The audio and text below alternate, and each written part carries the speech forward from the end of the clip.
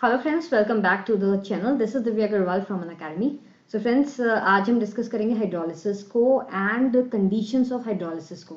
तो अगर आप चैनल पे फर्स्ट टाइम आए हैं एंड अगर आपने अभी तक सब्सक्राइब नहीं किया हुआ है तो ज़रूर सब्सक्राइब करें, because this year I am really dedicated to make daily videos for you all so that you can prepare for your competitive exams. Okay, along with I will be providing many motivational lectures.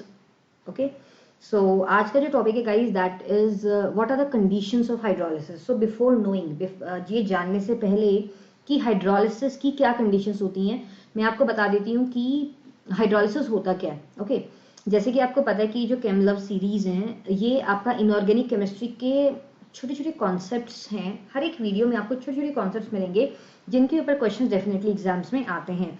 तो इन छोटी छोटी short video से आप समझ पाएंगे एक छोटे से कॉन्सेप्ट को और उसके अलॉन्ग उसके अकॉर्डिंग आप क्वेश्चंस को सॉल्व कर पाओगे विद एक्यूरेसी। ओके, तो सबसे पहले तो आपको एक बात जानना बहुत ज़रूरी है कि अगर हम हाइड्रोलिसिस की बात करते हैं तो हाइड्रोलिसिस होता क्या है।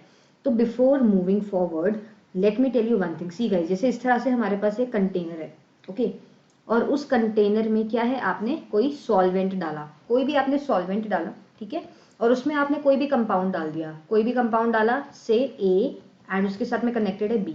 ओके, अब डिपेंडिंग अपॉन ये सॉल्वेंट कैसा है, अगर ये सॉल्वेंट वाटर है या फिर वो सॉल्वेंट आपका कोई भी हो सकता है, अल्कोहल हो सकता है, ईथर हो सकता है, तो हम उसको अकॉर्डिंग टू द सॉल्वेंट उसको या तो कहते हैं हाइड्रेशन या सॉल्वेशन। ओके, दो चीजें होती हैं, एक होता है जिसको हम बोलते हैं सॉल्वेशन या फिर हाइड्रेशन, और दूसरी जो चीज होती है दोस्तों वो होती है हाइड्रोलिसिस।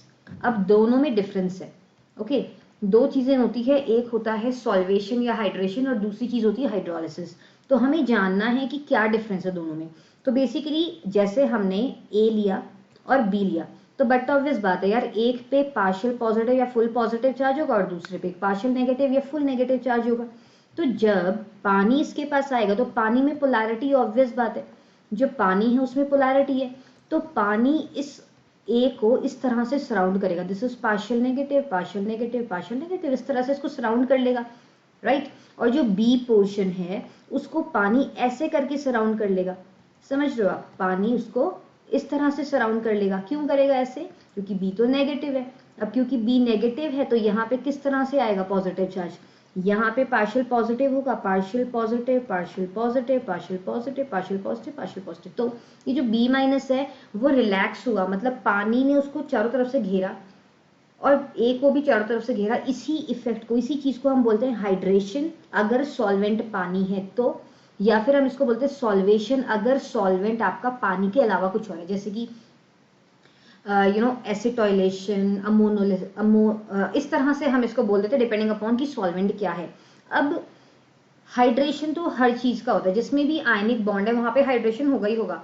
अब उस हाइड्रेशन को हाइड्रोलिसिस में कन्वर्जन उसका होगा कि नहीं होगा, उसके लिए कुछ कंडीशंस हैं जो हमें जाननी जरूरी है। अगर आपको पता है कि वो कंडीशंस हैं तभी हाइड्रोलिसिस होता है हाइड्रेशन के बाद में, तो चलो देखते हैं क्या है वो कंडीशंस। बट बिफोर दिस एक बार देखो, जैसे ए और बी मैंने आपको बताया, अब क्योंकि ए प्लस था बी माइनस था, तो अगर किसी भी कारणवश इस ए प्लस के ऊपर इफेक्टिव जेड इफेक्टिव, समझते हो ना आप, इफेक्टिव न्यूक्लियर चार्ज अगर जेड इफेक्टिव बढ़ जाए, मतलब इसके ऊपर जो पॉजिटिविटी है वो एक्सेस में बढ़ जाए और साथ ही साथ इसके पास में वैकेंट ऑर्बिटल भी प्रेजेंट हो, वैकेंट ऑर्बिटल भी प्रेजेंट हो, अगर वैकेंट ऑर्बिटल प्रेजेंट होगा जिस भी पार्ट में पार्शियल पॉजिटिव चार्ज आएगा, अगर उस पे वैकेंट ऑर्बिटल है तो ही पानी अपने इलेक्ट्रॉन्स को इस ऑर्बिटल में जंप करवा सकता है, अदरवाइज सिर्फ हाइड्रेट करेगा, हाइड्रोलिसिस नहीं करेगा।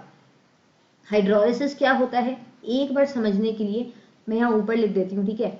देखो, हाइड्रोलिसिस को बेसिकली इस तरह से बनाते हैं जहां पे प्रोडक्ट ही चेंज हो जाता है, मतलब जैसे ए के साथ में बी कनेक्टेड था, बी ए के पास में मान लो इफेक्टिव चार्ज बहुत ज्यादा था, तो जब पानी ने इसको सराउंड किया तो पानी ने अपने लोन पेयर्स को डोनेट कर दिया और इस बी को एलिमिनेट कर दिया, जिसकी वजह से AOH बन गया। पहले तो ए बी बना हुआ था, अब क्या हो गया, AOH बन गया। तो इसी चीज को हम क्या बोलते हैं, हाइड्रोलिसिस बोलते हैं। तो हाइड्रेशन तो बट ऑब्वियस होगा ही होगा, बट हाइड्रोलिसिस होगा कि नहीं होगा वो डिसाइड करेगा हमारा जो ये कंपाउंड है उसमें क्या नेचर है, उसका क्या नेचर है, क्या उसके ऊपर इफेक्टिव पॉजिटिव चार्ज ज्यादा है, जेड इफेक्टिव ज्यादा है, और अगर पॉजिटिव चार्ज ज्यादा है तो क्या इसके पास वैकेंट ऑर्बिटल प्रेजेंट है ना। तो ये जो कंडीशंस हैं ये आपकी सबसे पहले सेटिस्फाई होनी चाहिए। अगर ये कंडीशन सेटिस्फाइड है तो ही आपका हाइड्रोलिसिस होगा फॉलोड बाय हाइड्रेशन। ओके, तो आई होप आपको मेरी बात समझ में आ गई होगी। अब मैं इसके बाद में आपको एक चीज बता देती हूँ, that is what are the factors which affect hydrolysis। Okay, तो क्या क्या फैक्टर्स अफेक्ट करते हैं हाइड्रोलिसिस को, तो आप मीनवाइल लिखते भी रहना, वैसे नहीं भी लिखना चाहोगे तो चलेगा, बिकॉज आपको ये पीडीएफ मिलने वाली है। नीचे डिस्क्रिप्शन में लिंक्स गिवन है टेलीग्राम चैनल के और व्हाट्सएप ग्रुप के, तो वहां पे आपको रोजाना ये जो सीरीज है लेक्चर के बाद में इसका पीडीएफ आपको मिल जाएगा to download. Okay, so now factors affect, what are the factors which affect hydrolysis. तो सबसे पहला जो फैक्टर है वो है जो रेट ऑफ हाइड्रोलिसिस होता है। जो रेट ऑफ हाइड्रोलिसिस होता है वो डायरेक्टली प्रोपोर्शनल होता है किसके, पॉजिटिव चार्ज के, ये हमने अभी अभी आपको बताया, ठीक है। और दूसरा जो फैक्टर होगा, rate of hydrolysis is inversely proportional to that of the size. Okay, अब इसी चीज को मैं कनेक्ट करके लिख सकती हूं that rate of hydrolysis is directly proportional to positive charge density. Positive charge density लिख सकती हूं मैं, क्योंकि आपको पता होगा कि जो पॉजिटिव चार्ज डेंसिटी होती है, जो पॉजिटिव चार्ज डेंसिटी होती है वो किसके बराबर होती है, वो होती है directly proportional to positive charge divided by size.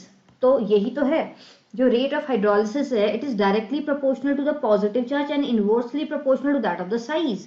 इसका मतलब है positive charge density is equal, तो हम कह सकते हैं कि जो रेट ऑफ हाइड्रोलिसिस है वो पॉजिटिव चार्ज डेंसिटी के प्रोपोर्शनल है।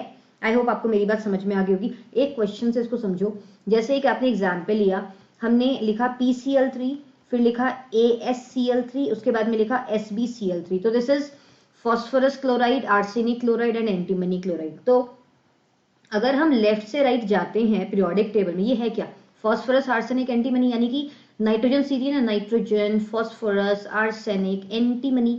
ओके, तो ये चीज आपको पता होगी। तो जब हम नीचे जाएंगे तो जो Z इफेक्टिव है वो क्या हो जाएगा, डिक्रीज करेगा। तो अगर Z इफेक्टिव डिक्रीज करेगा इसका मतलब क्या है कि उसका साइज इंक्रीज करेगा, और साइज के तो इनवर्सली प्रोपोर्शनल होता है। हमने अभी भी देखा कि जो रेट ऑफ हाइड्रोलिसिस है it is inversely proportional to that of the size. इसका मतलब है अगर इसके लिए मुझे रेट ऑफ हाइड्रोलिसिस बताना है तो रेट ऑफ हाइड्रोलिसिस इसके लिए क्या हो जाएगा, सबसे ज्यादा हो जाएगा PCl3 का, फिर AsCl3 का, उसके बाद में SbCl3 का। आई होप आपको मेरी बात समझ में आ गई होगी। ओके, चलो बहुत बढ़िया। तो अभी हम चलते हैं, मैं कुछ एग्जांपल्स आपको बता देती हूँ जिसको आपको बताना है कि इनमें से किसमें हाइड्रोलिसिस होगा और किसमें नहीं होगा। बट बिफोर शेयरिंग एग्जांपल्स मैं आपको कुछ कंडीशंस बता देती हूँ जो मैंने अभी भी शेयर की थी, बट फिर भी वो बताना जरूरी है। What are the conditions of hydrolysis. तो पहली चीज क्या है, जैसे मैंने अभी भी बताया, एक तो वैकेंट ऑर्बिटल होना चाहिए, है ना। Vacant orbital should be present, कहाँ पे, जिस भी एलिमेंट में पॉजिटिव चार्ज है उसके ऊपर वैकेंट ऑर्बिटल होना लाजमी है। अगर वैकेंट ऑर्बिटल नहीं होगा तो फिर हाइड्रोलिसिस होने के चांसेस नहीं होंगे। और दूसरी जो चीज है कि there should not be any steric crowd. Steric crowd not allowed. अगर स्टेरिक क्राउड हुआ तो हाइड्रोलिसिस नहीं हो पाएगा, बिकॉज यार ऑब्वियस बात है, ऑलरेडी एक एलिमेंट, एक कंपाउंड है जिसमें चारों तरफ ग्रुप्स लगे हुए हैं। अगर ग्रुप्स चारों तरफ लगे हुए हैं तो बट ऑब्वियस है कि कोई भी चीज आके उसको अटैक अगर करेगी तो उसको जगह तो चाहिए ना। अगर ऑलरेडी स्टेरिक क्राउड है तो फिर पानी आके अटैक नहीं कर पाएगा उस वैकेंट ऑर्बिटल को, क्योंकि उसको जगह ही नहीं मिलेगी, स्पेस ही नहीं मिलेगी एंटर करने के लिए। समझ पा रहे हो। तो ये कंडीशंस हैं जो आपको बिल्कुल ध्यान रखनी है। तो अगर ये कंडीशंस आपको पता है तो फिर हम चलते हैं आगे। अब चलो कुछ सवाल लिखते हैं, जैसे कि फॉर एग्जांपल CF4, दूसरा एग्जांपल NF3, तीसरा एग्जांपल ICl3, चौथा example I can write P4O10, next I can write Cl2O5, then I can write SF4, then I can write IF5. This much is enough I think, right? तो एक एक करके इनको समझ लेते हैं कि इनमें से किसमें होगा हाइड्रोलिसिस, किसमें नहीं। तो देखो सबसे पहले तो सेंट्रल एटम ये है, पार्शियल पॉजिटिव इस पे होगा, इस पे पार्शियल नेगेटिव होगा। ठीक है भाई, क्या कार्बन के पास में वैकेंट ऑर्बिटल है? क्या इसके पास में वैकेंट ऑर्बिटल प्रेजेंट है? बिल्कुल भी नहीं, ये तो टेट्रावेलेंट है, 4 बॉन्ड बनाया हुआ है, तो यहाँ पे हाइड्रोलिसिस नहीं होगा। NF3 को कंपेयर करते हैं, क्या NF3 में हाइड्रोलिसिस होगा? तो चलो चेक करते हैं। नाइट्रोजन के पास में लोन पेयर है, हाँ। क्या इसके पास वैकेंट ऑर्बिटल है? नहीं, इसके पास वैकेंट ऑर्बिटल नहीं, तो इसमें भी हाइड्रोलिसिस नहीं होगा। ठीक है, नहीं होगा ना, NF3 में बिल्कुल भी नहीं होगा। ICl3 की बात करते हैं, तो ICl3 में अगर हम ICl3 को देखें तो ऑब्वियसली यहाँ पे क्या होगा, पॉजिटिव एंड देन नेगेटिव होगा, है ना। तो जो आयोडीन है इसके पास में डब्बा ऑर्बिटल खाली होगा, तो जो पानी है वो आएगा, इसको एंटर करेगा और यहाँ पे हाइड्रोलिसिस हो जाएगा, तो यहाँ पे हाइड्रोलिसिस होगा। Cl2O5 की बात करते हैं, तो क्लोरीन के ऊपर पार्शियल पॉजिटिव चार्ज है, ऑक्सीजन के ऊपर पार्शियल नेगेटिव चार्ज है। क्लोरीन आपका ग्रुप नंबर 17 का एलिमेंट है, पीरियड नंबर 3 का एलिमेंट है, तो बट ऑब्वियस उसके पास में 3d ऑर्बिटल अवेलेबल होगा। पॉजिटिविटी भी है, वैकेंट ऑर्बिटल भी है, तो यहाँ पे हाइड्रोलिसिस बट ऑब्वियस होगा। SF4 को देखते हैं, तो सल्फर आपका फ्लोरीन के रिस्पेक्ट में कैसा है, पार्शियल पॉजिटिव है, फ्लोरीन नेगेटिव है, तो सल्फर आपका कौन से ग्रुप का है, ये है ग्रुप नंबर 16 का, और पीरियड नंबर 3 का, तो ऑब्वियसली इसके पास में 3d ऑर्बिटल अवेलेबल होगा, यानी कि पानी आएगा और इसके साथ अट्रैक्शन करके इसकी हाइड्रोलिसिस करके चला जाएगा। IF5 की अगर हम बात करें, तो IF5 में भी बट ऑब्वियस जैसे ICl3 में हुआ था वैसे ही IF5 में भी हाइड्रोलिसिस एक्जैक्टली सेम अमाउंट में ही होगा। P4O10 की बात करते हैं, बट ऑब्वियस होगा क्योंकि फॉस्फोरस कहाँ है, नाइट्रोजन के नीचे लाई कर रहा है। कौन सा पीरियड है, पीरियड नंबर 3, ग्रुप नंबर कौन सा है, 15, तो फॉस्फोरस के पास में भी यहाँ पे पार्शियल पॉजिटिव है, यहाँ पे पार्शियल नेगेटिव है, तो बट ऑब्वियस जो पानी आएगा वो इसके ऑर्बिटल में अटैक करेगा और P4O10 का हाइड्रोलिसिस भी हो जाएगा। Am I clear? तो दिस इज हाउ, ऐसे आपका हाइड्रोलिसिस हो जाता है। ठीक है, अब वैसे तो हाइड्रोलिसिस की पूरी मैकेनिज्म है, ओके, तो उस मैकेनिज्म पे हम अभी नहीं जा रहे हैं, ओके। या चले जाते हैं, एक एग्जांपल देख लेते हैं जिसमें हम मैकेनिज्म देखेंगे छोटी सी, ठीक है, SiCl4 की देख लेते हैं, ओके। एक एग्जांपल लेते हैं जहां पे मैं आपको बता देती हूँ मैकेनिज्म ऑफ हाइड्रोलिसिस, ओके। तो मैकेनिज्म ऑफ हाइड्रोलिसिस भी देख लेते हैं छोटी सी वीडियो में, ओके, तो आपको एग्जैक्टली समझ में आ जाएगा कि कैसे होता है। तो बेसिकली कुछ नहीं, बहुत ही ज्यादा आसान है। जैसे आपने लिया SiCl4 एक एग्जाम्पल लिया, फाइन, और जब आपने SiCl4 लिया तो उसके बाद में क्या होने वाला है, जो पानी है वो इसको बट ऑब्वियस अटैक करेगा, है ना। सिलिकॉन क्या है आपका, सिलिकॉन आपका पीरियड नंबर 3 है और ग्रुप नंबर 14 है। सिलिकॉन कार्बन के नीचे होता है ना, तो जब पानी इसको अटैक करेगा तो पानी इसके साथ में अटैच हो जाएगा इस तरह से, Cl Cl Cl and then Cl। अब यहाँ पे इस तरह से कोऑर्डिनेट बॉन्ड बनेगा, सॉरी मैंने एरो उल्टा बनाया, ओके, एडक्ट टाइप समथिंग बनेगा, ऐसा कुछ, ठीक है। अब यहाँ पे पॉजिटिव चार्ज आएगा, ठीक है, तो अब क्या होगा, ये पॉजिटिव चार्ज है तो इलेक्ट्रॉन पेयर यहाँ जाएगा। अब जब इलेक्ट्रॉन पेयर यहाँ पे जाएगा तो इलेक्ट्रॉन पेयर जब यहाँ पे जाएगा तो साथ में ये Cl भी एलिमिनेट हो जाएगा। जब H निकलेगा तो Cl को अपने साथ लेकर जाएगा ताकि HCl एलिमिनेट हो जाए। तो HCl निकला तो उसके बाद में क्या मिला हमको, Si के साथ में Cl मिला, Cl मिला, Cl मिला एंड यहाँ पे OH मिला। अब ये तो एक बार स्टेप हुआ, ये स्टेप आपका 3 बार होगा, और क्योंकि 3 और क्लोरीन पानी से रिप्लेस किए जा सकते हैं तो ऑन एंड होल हमें सिलिकिक एसिड मिलेगा, SiOH4, ठीक है। तो ये वाली चीज आपकी मिल जाएगी, ओके। तो SiO4 मिलने वाला, आपको पता है सिलिकॉन और क्लोरीन के बीच में जो बॉन्ड है उससे ज्यादा मजबूत सिलिकॉन और ऑक्सीजन के बीच का सिग्मा बॉन्ड है, ठीक है। तो ये चीज है, तो आपको ये बात आपको बिल्कुल ध्यान रखना है। और ये बात और कि ये जो ये चीज बनी है, this is sp3 hybridised, okay, this is sp3 hybridised, okay. So अब अगर मैं आपको इन शॉर्ट बताऊं कि सॉल्व करने का क्या तरीका होता है, सिर्फ एक छोटी सी बात आपको ध्यान रखनी है, जो सेंट्रल एटम है उसकी ऑक्सीडेशन स्टेट को फिक्स करके आप प्रोडक्ट कोई ऐसा एसिड बनाओ जिसकी ऑक्सीडेशन स्टेट वही हो जो रिएक्टेंट या सबस्ट्रेट की थी। जैसे सिलिकॉन अभी यहाँ पे +4 ऑक्सीडेशन स्टेट में है, आप देख सकते हो, तो यहाँ पे भी जो सिलिकिक एसिड है वो +4 ऑक्सीडेशन स्टेट में होगा। तो 90% of the questions oxidation state method से सॉल्व हो जाते हैं। अगर आप कोई भी क्वेश्चन कर रहे हो और उसमें अगर आप रिएक्टेंट की ऑक्सीडेशन स्टेट देखो और उससे प्रोडक्ट बनाओगे तो डेफिनेटली आपको मिल जाएगा प्रोडक्ट एग्जैक्ट सेम, ठीक है। एक दो एग्जांपल्स देख लेते हैं जिससे आपको थोड़ा सा विश्वास हो जाएगा कि हाँ जो ये बात है वो क्लियर है और सही है, ठीक है। एक छोटा सा एग्जांपल देखते हैं। जिसमें मैंने आपको विदाउट मैकेनिज्म प्रोडक्ट बना देना है। और एक जस्ट मिनट,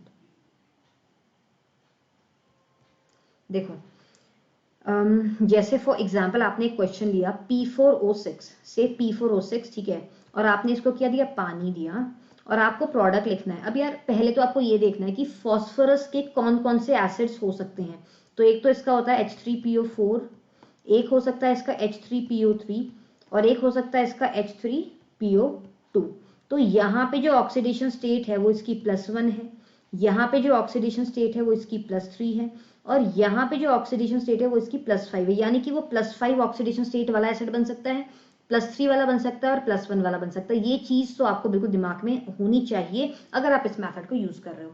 अब आप इस फॉस्फोरस को देखो, इस फॉस्फोरस की ऑक्सीडेशन स्टेट क्या निकालना तो आता होगा, नहीं आता तो मैं बता देती हूँ। 4 ले लेते हैं इसको, 4 ले लेते हैं फॉस्फोरस की ऑक्सीडेशन स्टेट +6। ओके, अब ऑक्सीजन के ऊपर ऑक्सीडेशन स्टेट क्या है, -2 है, दैट इज इक्वल टू 0। तो इसको अगर आप कैलकुलेट करोगे तो it will come out to be 4x - 12 that is equal to 0। तो x की वैल्यू क्या आ जाएगी, 3। ओके, तो x की वैल्यू 3 आ जाएगी। तो जब x की वैल्यू 3 है तो देखो इनमें से कौन सा एसिड है जो जिसकी ऑक्सीडेशन स्टेट +3 है। तो बस आप यही बना दो कि इसका जो प्रोडक्ट बनेगा वो बनेगा H3PO3। तो this is how you can directly form products using this oxidation state method. Let us make one more question. Okay, एक और सॉल्व करते हैं। जैसे कि P4S10 है, इसको हमने पानी दिया। ओके, अब हमें इससे प्रोडक्ट बनाना है। अब देखो जो फॉस्फोरस है यहाँ पे इसका जो ऑक्सीडेशन स्टेट है वो क्या है एट प्रेजेंट, क्या ऑक्सीडेशन स्टेट है इसका, निकाल लो, है ना। क्या आ जाएगा, +5 आएगा अगर आप कैलकुलेट करोगे तो, वरना देख लो 4x प्लस सल्फर का कितना है, 10 है ना टोटल। सल्फर ऑक्सीजन के नीचे तो -2 होगा, -2 होगा, राइट, इक्वल टू 0। तो सॉरी, इक्वल टू 0, ठीक है। तो अब इसको अगर आप सॉल्व करोगे तो 4x - 20 इक्वल टू 0। तो x की वैल्यू क्या आ जाएगी, 5 आ जाएगी, +5 आ गई, ठीक है। अब आपने देखा था पीछे वाली स्लाइड में, देखो जो फॉस्फोरस था +5 वाला वो ये वाला चीज, ये वाला प्रोडक्ट था, ठीक है। तो यहाँ पे हमें क्या मिलेगा, H3PO4 एसिड मिलेगा। वो बाद की बात है कि सल्फर 10 है तो उसके साथ क्या बनेगा, उसके साथ में H2S गैस बन जाती है। तो ये बैलेंसिंग वगैरह हम बाद में देख लेंगे, आप देख सकते हो इन जनरल। तो इस तरह से इसके प्रोडक्ट्स बन जाते हैं। ओके, अब एक और दूसरा तरह का हम क्वेश्चन देख लेते हैं जिसमें थोड़ा सा वेरिएशन है। ओके, जैसे कि फॉर एग्जांपल एक छोटा सा सवाल देखते हैं हम दोस्तों, नेक्स्ट पेज में बता दूं। एक छोटा सा क्वेश्चन है जिसमें है ClO3 और उसको हमने दिया पानी, ठीक है। अब अगर आप इसका बनाओगे तो सबसे पहले तो आप वही करोगे जो मैंने अभी आपको बताया कि जो क्लोरीन है उसकी ऑक्सीडेशन स्टेट निकालो। तो क्लोरीन की ऑक्सीडेशन स्टेट यहाँ पे क्या आ रही है, +6 आ रही है। अब अगर आप क्लोरीन के एसिड्स देखोगे ना, कौन कौन से ऑक्सी एसिड्स हो सकते हैं, तो इसका हो सकता है HClO4, और हो सकता है HClO3, और हो सकता है HClO2, और हो सकता है HClO, यही हो सकता है। तो अगर ये हो सकते हैं तो मतलब इसका ऑक्सीडेशन स्टेट क्या है, +7, इसका ऑक्सीडेशन स्टेट क्या है, +5, इसका ऑक्सीडेशन स्टेट क्या है, +3, इसका ऑक्सीडेशन स्टेट क्या है, +1। तो जब हमने देखा कि जो ऑक्सीडेशन स्टेट है सबके अलग अलग आ रहे हैं, तो यहाँ तो +6 है, मामला बिल्कुल डिफरेंट है। तो इससे हमें एक नया कॉन्सेप्ट उत्पन्न होता है जिसको हम बोलते हैं ऑक्साइड्स दो तरह के होते हैं। जो हमारे ऑक्साइड्स होते हैं वो दो तरह के होते हैं। एक तो होते हैं नॉर्मल ऑक्साइड्स, और दूसरे होते हैं मिक्स्ड ऑक्साइड्स। ओके, एक होता है नॉर्मल ऑक्साइड्स, एक होते हैं मिक्स्ड ऑक्साइड्स।